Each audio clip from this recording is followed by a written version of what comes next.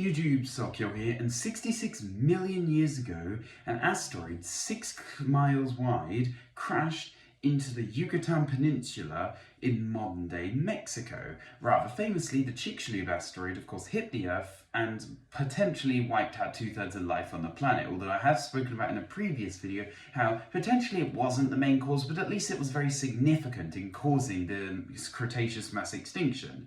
And asteroids can sometimes go undetected by us and still cause harm to us on the ground, such as the 2013 Chelyabinsk meteor, which exploded over the Russian city of Chelyabinsk. It didn't kill anyone, but it injured quite a few people and shattered windows on the ground. Many people were injured because they were looking out the windows at the asteroid and the sound hadn't yet reached them because it travels slower than light, and then the glass exploded in front of them. But anyway, so this asteroid wasn't actually detected before it collided with Earth's atmosphere and burnt up. So it shows that we can miss asteroids before they actually cause harm to us on the planet while they are able to. So there needs to be ways to stop asteroids. Like, what if we just discover a 10-kilometer wide asteroid, just like the Chicxulub one? How do we stop it? Well, NASA has a method, although it won't work for an asteroid of that scale, and it works on their mission called DART, where they struck an asteroid with a probe, and the asteroid was called Dare-Athamos, and this probe crashed into the asteroid very quickly,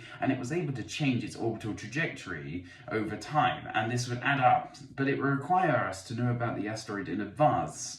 And that's kind of a problem, because as I stated with the Chelyabinsk meteor, we won't always have that. There are many different ideas that you could use to get rid of an asteroid, to move it or to destroy it. My favourite idea is where you park a spacecraft or just another massive object next to it. And this, of course, because it's massive, this object will be bending space-time around itself, including bending the path that the asteroid is going to take, so eventually it won't reach the Earth after a long time of them interacting with one another. But it needs a lot of advanced knowledge, of course, because you need to park it next to it and leave it there for potentially decades.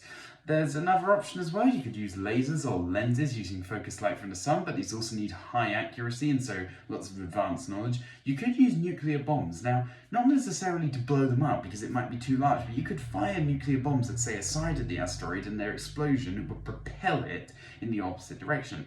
But the problem is this needs high accuracy. You could try to blow it up, but you need to do this from relatively close, because if you were to blow up the asteroid from 1,000,000 miles away before it hits the Earth, it will just clump back together again, and now you still have the same problem.